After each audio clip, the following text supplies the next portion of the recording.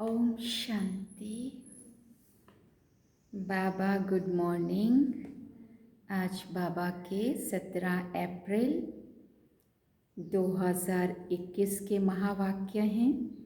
बाबा ने सार में कहा, मीठे बच्चे, बाप के पास जो वखर है मन सामान है, ज्ञान रत्न है, उसका पूरा ही अंत तुम्हें मिला है। तुम उसे धारण करो और कराओ। बाबा ने प्रश्न पूछा, त्रिकालदर्शी बाप ड्रामा के आदि मध्य अंत को जानते हुए भी कल की बात आज नहीं बताते हैं, क्यों? हालांकि बाबा कल की बात जानते हैं, इन फ्यूचर क्या होने वाला, लेकिन बाबा आज नहीं बताते। बाबा कहते ऐसा क्यों? बाबा ने उत्तर में कहा, बाबा कहते, बच्चे, अगर मैं पहले से ही बता दूं तो ड्रामा का मज़ा ही निकल जाए। सुना, ये लॉ नहीं कहता है कुछ अच्छी बात होने वाली होंगी तो भी पहले से पता होगा तो हमें उतना क्रेज़ नहीं रहेगी, और अगर बुरा भी होने वाला होगा तो भी हमें वो खुशी नहीं रहेंगी कि आने वाला कल कुछ अच्छा हो, क्योंकि पता है कि बुरा होने वाला है। इसलिए पहले से ही फ्यूचर को सोचने के लिए वर्तमान को भी बिगाड़ेंगे।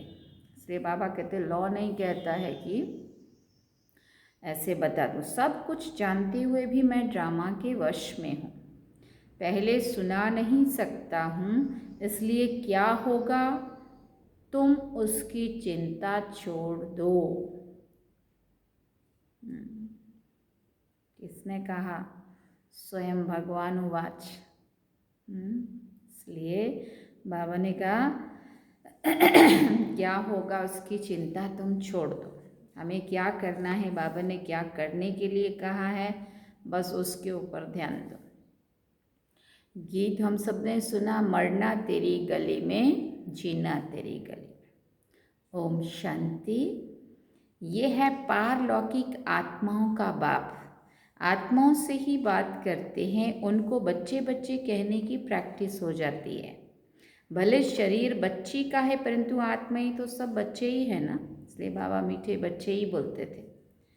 हर आत्मा वारिस है, अर्थात वर्षा लेने की हकदार है। बाप आकर कहते हैं, बच्चों, तुम हर एक को वर्षा लेने का हक है। बेहद के बाप को बहुत याद करना है, इसमें ही मेहनत है। बाबा परम धाम से आए हैं हमको पढ़ाने। साधु संत तो अपने घर से आते हैं व कोई गामड़े से आते हैं। साधु संत महात्मा तो इसी दुनिया के किसी कोने से आएंगे, परंतु स्वयं परमात्मा कहाँ से आते हैं? परम धाम से, उस पार की दुनिया से, उस पार ब्रह्म से। बाबा तो परम धाम से आए हैं हमको पढ़ाने, ये किसी को भी मालूम नहीं है। बेहद का बाप वही पतित पावन गॉड फादर है, उनको ओशन ऑफ नॉलेज भी कहते हैं। अथॉरिटी है ना। कौन सी नॉलेज है? ईश्वरीय नॉलेज है। बाप है मनुष्य सृष्टि का बीज रूप, सत्यचित आनंद स्वरूप। उनकी बड़ी भारी महिमा है, उनके पास ये सामग्री है, ये ज्ञान की सामग्री है। कोई के पास दुकान होता है ना, कहेंगे हमारी दुकान में ये वैरायटी है। बाप भी कहते हैं, मैं ज्ञान का सागर, आनंद का सागर, शांति का सागर हूँ, मेरे पास ये सब वखर मौजूद है। मैं संगम पर आता हूँ डिलीवरी करने, सबको देने के लिए। जो कुछ मेरे पास है सब डिलीवरी करता हूँ। सब कुछ बाबा बच्चों को दे देते हैं, सुना देते हैं। तभी तो कहा, सागर को चिड़ियों ने हप कर लिया। मन सागर के पास जो भी सुखा दिया। सुखाया तो नहीं, परंतु सागर के पास जो कुछ है वो चिड़ियों ने, माना हम आत्माओं ने सब जान लिया, पा लिया, समझ लिया। बाबा ने कहा, जो कुछ मेरे पास है सब डिलीवरी करता हूँ। फिर जितना जो धारण करे अथवा जितना पुरुषार्थ करे, बच्चे जानते हैं बाप के पास क्या क्या है और एक्यूरेट जानते हैं। आजकल किसी को अपना अंत कोई बताते नहीं है। गाया हुआ है किन्हीं की दबी रहेगी धूल में, किसी की राजा खाए डैश डैश। ये सब अभी की बात है। आग लगेगी, सब खत्म हो जाएंगे। देखो बाबा कितना इशारा दे रहे होते हैं। राजाओं के पास अंदर बहुत बड़ी मजबूत गुफाएं रहती हैं। भले अर्थक्वेक हो, जोर से आग लगे तो भी अंदर से निकल आते हैं।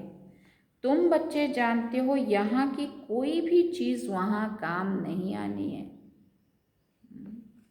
खानियाँ भी सब नए सिरे भरपूर होती जाती हैं। हाँ, भरपूर हो जाती हैं। साइंस भी रिफाइन होकर तुम्हारे काम आती है।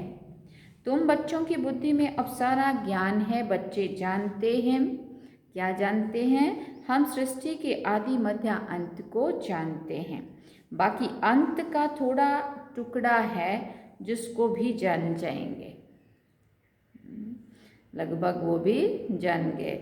बाबा पहले से सब कैसे बता दें? बाप कहते मैं भी ड्रामा के वश में हूँ। जो ज्ञान अब तक मिला है वही ड्रामा में नोंद है। जो सेकंड पास हुआ उनको सब ड्रामा समझना है। बाकी जो कल होगा वो देखा जाएगा। कल की बात आज नहीं सुनाएंगे। इस ड्रामा के राज को मनुष्य समझते नहीं है। कल्प की आयु ही कितनी लंबी चौड़ी लगा दी है। इस ड्रामा को समझने की भी हिम्मत चाहिए। अम्मा मरे तो भी हलवा खाना, समझते हैं मर गए जाकर दूसरा जन्म ले लिया। हम रोएं क्यों? बाबा ने समझाया है, अखबार में तुम लिख सकते हो। क्या लिख सकते हो? ये प्रदर्शनी आज से 5000 वर्ष पहले इसी तारीख को इसी स्थान पर इसी रीति से हुई थी। क्योंकि ड्रामा रिपीट हो रहा है। ये वर्ल्ड की हिस्ट्री ज्योग्राफी रिपीट हो रही है, लिख देना चाहिए। ये तो जानते हैं दुनिया बाकी थोड़े दिन है। क्या सुना? ये तो जानते हैं दुनिया बाकी थोड़े दिन है, ये सब खत्म हो जाएंगे। हम तो पुरुषार्थ कर विक्रमाजीत बन जाएंगे। फिर द्वापर से विक्रम संवत शुरू होता है, अर्थात विक्रम होने का संवत। विक्रम होने का संवत माना देह अभिमान में आए, देह अभिमान में आने के कारण विक्रम करना शुरू कर दिया, इसलिए उसको कहा विक्रमी संवत। विक्रम करने शुरू हो गए। इस समय तुम विकर्मों पर जीत पाते हो तो विक्रमाजीत बन जाते हो। पाप कर्मों को श्रीमत से जीतकर विक्रमाजीत बन जाते हो। वहाँ तुम आत्म अभिमानी होते हो, वहाँ देह अभिमान होता नहीं है। कलयुग में देह अभिमान है, संगम पर तुम देही अभिमानी बनते हो। परमपिता परमात्मा को भी जानते हो, ये है शुद्ध अभिमान। तुम ब्राह्मण ऊंच हो, तुम ब्राह्मण सबसे ऊंच हो, तुम हो सर्वोत्तम ब्राह्मण कुलभूषण। ये नॉलेज सिर्फ तुमको मिलती है, दूसरे किसी को मिलती नहीं है। तुम्हारा ये सर्वोत्तम कुल है। गाया भी जाता है अतीन्द्रिय सुख गोपी बल्लभ के बच्चों से पूछो। तुमको अब लॉटरी मिलती है, कोई चीज़ मिल जाती है उसकी इतनी खुशी नहीं होती है। जब गरीब से साहूकार बन जाते हैं तो खुशी होती है। तुम भी जानते हो जितना हम पुरुषार्थ करेंगे उतना बाप से राजधानी का वर्षा लेंगे। जो जितना पुरुषार्थ करेगा उतना पाएगा। मुख्य बात बाप कहते हैं बच्चे अपने मोस्ट विलव्ड बाप को याद करो। वो सबका विलव्ड बाप है। वही आकर सबको सुख शांति देते हैं। अभी देवी देवताओं की राजधानी स्थापन हो रही है। वहाँ किंग क्वीन नहीं होते हैं, वहाँ कहेंगे महाराजा महारानी। अगर भगवान भगवती कहें तो फिर यथा राजा रानी तथा प्रजा। सब भगवान नहीं कहा जाता। सूक्ष्म वतनवासी ब्रह्मा विष्णु शंकर को भी देवता कहते हैं, उनको भी भगवान नहीं कह सकते। स्थूल वतनवासी को हम भगवान भगवती कैसे कहेंगे? ऊंचते ऊंच है मूल वतन, फिर सूक्ष्म वतन, ये है 3rd नंबर स्थूल वतन। ये तुम्हारी बुद्धि में रहना चाहिए।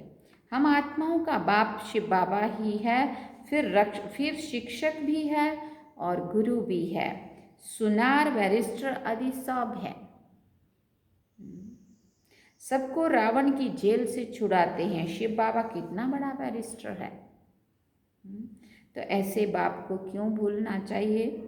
क्यों कहते हैं बाबा हम भूल जाते हैं? माया के बहुत तूफान आते हैं। बाबा कहते हैं ये तो होगा ही, कुछ तो मेहनत करनी पड़ेगी ना। ये है माया से लड़ाई। तुम पांडवों की कोई कौरवों से लड़ाई नहीं हुई है।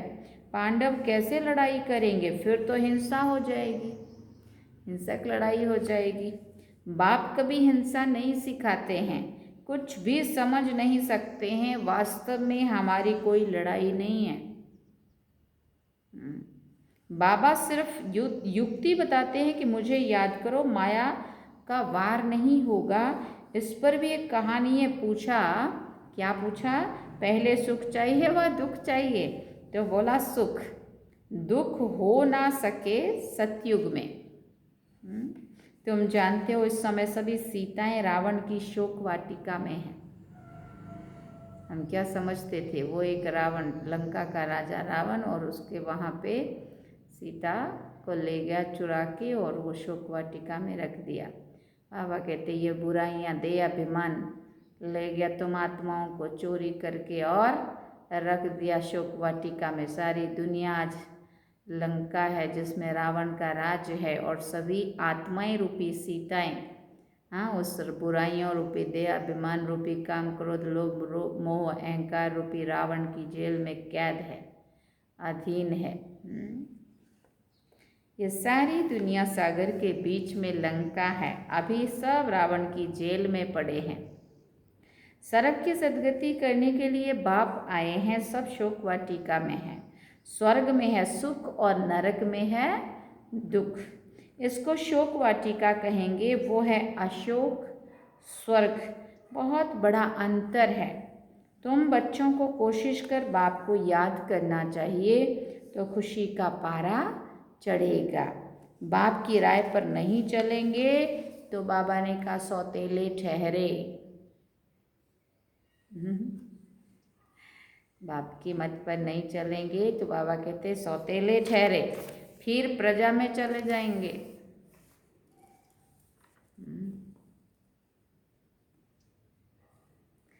मातेले होंगे तो राजधानी में आएंगे। राजधानी में आना चाहते हो तो श्रीमत पर चलना पड़े।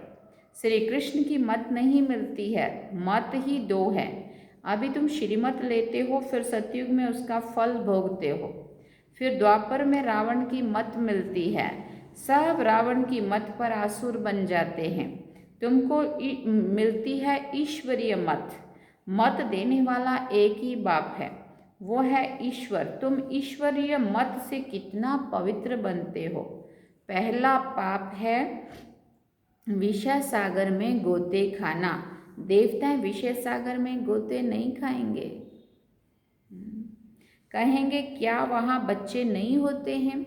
बाबा ने कहा बच्चे क्यों नहीं होते, परंतु वो है ही वॉइसलेस दुनिया, निर्विकारी, संपूर्ण निर्विकारी। वहाँ ये कोई विकार होते नहीं है। बाप ने समझाया है देवता सिर्फ आत्म अभिमानी है, परमात्मा अभिमानी नहीं है। तुम आत्म अभिमानी भी हो, परमात्मा अभिमानी भी हो ना। पहले दोनों ही नहीं थे, ना परमात्मा को जानते थे इसलिए परमात्मा अभिमानी भी नहीं कहेंगे, ना आत्मा को जानते थे इसलिए ना आत्म अभिमानी कहेंगे। अभी संगम युग पर हम आत्मा अभिमानी और परमात्मा अभिमानी दोनों हैं, और सतयुग में सिर्फ आत्मा अभिमानी होंगे, परमात्मा अभिमानी नहीं होंगे। और द्वापर कलयुग में ना आत्मा अभिमानी ना परमात्मा, दोनों में से एक भी नहीं, देह अभिमानी। तो सतयुग में आत्मा अभिमानी, सतयुग त्रेता में, और द्वापर से देह अभिमानी, द्वापर कलयुग। संगम युग पर आत्मा अभिमानी और परमात्मा अभिमानी कैसे बने? शिव बाबा के द्वारा समझ मिली आत्मा की और परमात्मा की, इसलिए दोनों ही आत्माभिमानी और परमात्माभिमानी दोनों ही। और बाबा कहते पहले दोनों ही नहीं थे। सतयुग में परमात्मा को नहीं जानते हैं, आत्मा को जानते हैं कि हम ये आत्मा पुराना शरीर छोड़कर जाए, नया शरीर लेंगी। पहले मालूम पड़ जाता है अब ये पुराना छोड़ नया लेना है। बच्चा होता है तो भी पहले से साक्षात्कार हो जाता है। योग बल से तुम सारे विश्व के मालिक बन जाते हो, परंतु तुम याद भूल जाते हो। कोई को अभ्यास पड़ जाता है। बहुत सन्यासी लोग भी होते हैं जिसको भोजन का कदर होता है तो उस समय बहुत मंत्र पढ़कर फिर खाते हैं। तुमको भी परहेज तो बताई है ना, कुछ भी मांस मदिरा नहीं खाना है। तुम देवता बनते हो ना, देवताएं कभी कीचड़ पट्टी नहीं खाते। तो ऐसा पवित्र बनना है। बाप कहते हैं मेरे द्वारा तुम मुझे जानने से सब कुछ जान जाएंगे, फिर जानने का और कुछ भी रहेगा ही नहीं। सतयुग में फिर पढ़ाई भी और होती है। इस मृत्यु लोक की पढ़ाई का अब अंत है। देखो बाबा ने तब कहा था, उसके बाद अव्यक्त पाठ और अब वो भी समाप्ति। मृत्यु लोक की सारी कारोबार खत्म हो, फिर अमर लोक की शुरू होगी। इतना बच्चों को नशा चढ़ना चाहिए। अमर लोक के मालिक थे तुम। बच्चों को अतीन्द्रिय सुख, परम सुख में रहना चाहिए। परमपिता परमात्मा के हम बच्चे हैं अथवा स्टूडेंट हैं। परमपिता परमात्मा हमको अब घर ले जाएंगे। इनको ही परमानंद कहा जाता है। सतयुग में ये बातें नहीं होती है, ये तुम अभी जानते हो, अभी सुनते हो। इस समय ईश्वरीय फैमिली के हो। अभी का ही गायन है, अतीन्द्रिय सुख गोप गोपियों से पूछो। परमधाम का रहने वाला बाबा आकर हमारा बाप, टीचर, सतगुरु बनते हैं। तीनों ही सर्वेंट ठहरे, कोई अभिमान नहीं रखते हैं। कहते हैं हम तुम्हारी सेवा कर तुमको सब कुछ दे, निर्वाण धाम में बैठ जाएंगे। तो सर्वेंट हुआ ना। वायसराय आदि हमेशा सही करते हैं तो ओबीडियंट सर्वेंट लिखते हैं। बाबा भी निराकार निरंकारी है। कैसे बैठ पढ़ाते हैं? इतनी ऊंची पढ़ाई और कोई पढ़ा ना सके, इतनी पॉइंट्स कोई दे ना सके। मनुष्य तो जान नहीं सकते, इनको कोई गुरु ने नहीं सिखाया है। इनको कोई गुरु ने नहीं सिखाया है। गुरु तो होता ही, गुरु होता तो बहुतों का होता, एक का होता है क्या? ये बाप ही पतितों को पावन बनाते हैं। किसने कहा? शिव बाबा के लिए कहा, ये बाप ही पतितों को पावन बनाते हैं, इनका कोई गुरु नहीं है। अगर शिव बाबा का भी कोई गुरु होता तो गुरु कोई एक का नहीं होता, तो कईयों का होता, तो और भी कई होते हैं ना शिव बाबा जैसे, और भी चेले। बाबा कहते हैं नहीं होता। आदि सनातन देवी देवता धर्म की स्थापना कर रहे हैं। बाबा कहते हैं मैं कल्प के संगम युगे आता हूँ। कहते हैं ना बाबा, हम कल्प पहले भी मिले थे। बाप ही आकर पतितों को पावन बनाएंगे 21 जन्मों के लिए। तुम बच्चों को पावन बनाता हूँ, तो ये सब धारणा करनी चाहिए, फिर बताना चाहिए बाबा ने क्या समझाया। बाबा ने हम भविष्य, बाबा से हम भविष्य 21 जन्मों के लिए वर्षा लेते हैं। हाँ, ये याद रहने से फिर खुशी में रहेंगे। ये परमानंद है। मास्टर, नॉलेजफुल, ब्लिसफुल, ये सब वरदान बाप से अभी ही तुमको मिलते हैं। सतयुग में तो बुद्धू होंगे, सुना? सतयुग में तो बुद्धू होंगे, माना वहाँ पे ये सब ज्ञान नहीं होगा। इन लक्ष्मी नारायण को तो कुछ भी नॉलेज नहीं है। इनको होती तो परंपरा से चली आती। तुम जैसा परम आनंद देवताओं को भी नहीं हो सकता। इसलिए ये जीवन हीरे तुल्य बताया। देवताओं का जीवन फिर भी सोने तुल्य कहा, लेकिन अभी स्वयं ईश्वर के द्वारा पल रहे हैं, ईश्वर के द्वारा पढ़ रहे हैं, ईश्वर के द्वारा ही सदगति को पा रहे हैं। तो इसको क्या कहा? इसको कहा ये हीरे तुल्य या परमानंद की जीवन। तो बाबा ने कहा तुम जैसा परमानंद देवताओं को भी हो नहीं सकता। अच्छा, मीठे मीठे सिकिल दे बच्चों प्रति माता पिता बाप दादा का याद प्यार और गुड मॉर्निंग। रूहानी बाप की रूहानी बच्चों को नमस्ते। हम रूहानी बच्चों की रूहानी माता पिता बाप दादा को दिल वाचन सिकवा प्रेम से याद प्यार गुड मॉर्निंग नमस्ते थैंक्स बाबा। अब धारणा के लिए मुख्य सार है। पहला पॉइंट, देवता बनने के लिए खान पान की बहुत शुद्धि करनी है, बहुत ही परहेज से चलना है। योग बल से भोजन को दृष्टि देकर शुद्ध बनाकर स्वीकार करना है। दूसरी बात, परमपिता परमात्मा के हम बच्चे अथवा स्टूडेंट हैं, वो हमें अब अपने घर ले जाएंगे। इसी नशे में रहकर परम सुख परमानंद का अनुभव करना है। वरदान में बाबा ने कहा स्वयं के टेंशन पर अटेंशन देकर विश्व का टेंशन समाप्त करने वाले विश्व कल्याणकारी भव। जब दूसरों के प्रति जास्ती अटेंशन देते हो तो अपने अंदर टेंशन चलता है। इसलिए विस्तार करने की बजाय सार रूप में स्थित हो जाओ। क्वांटिटी के संकल्पों को समाकर क्वालिटी के संकल्प करो। जो बहुत सारे चलते हैं ना, संख्या में बहुत सारे संकल्प चलते हैं, व्यर्थ भी चलते हैं, सब कुछ मिक्स रहता है। बाबा ने कहा उसको संभालो और उसको सार में समा करके क्वांटिटी के संकल्प क्वालिटी के संकल्प माना अच्छे वाले शुद्ध संकल्प जो थोड़े होते हैं वो चलाओ। पहले अपने टेंशन पर अटेंशन दो, तब विश्व में जो अनेक प्रकार के टेंशन हैं उनको समाप्त कर विश्व कल्याणकारी बन सकेंगे। पहले अपने आप को देखो, अपनी सर्विस फर्स्ट। अपनी सर्विस की तो दूसरों की सर्विस स्वतः ही हो जाएगी। स्लोगन में बाबा ने कहा योग की अनुभूति करनी है तो दृढ़ता की शक्ति से मन को कंट्रोल करो। योग की अनुभूति करनी है तो दृढ़ता की शक्ति से अपने मन को कंट्रोल करो। अच्छा, ओम शांति। ये थे आज के बाबा के महावाक्य। बाबा ने सार में कहा मीठे बच्चे, बाप के पास जो वखर है मना सामान सामग्री है उसका पूरा ही अंत तुम्हें मिला है। तुम उसे धारण कर औरों को भी कराओ। ये था आज के बाबा के महावाक्य। और गीत में हमने सुना था मरना तेरी गली में जीना तेरी गली में। तो थोड़ा बाकी है वो भी सुन लेंगे। बाबा को याद करते हैं।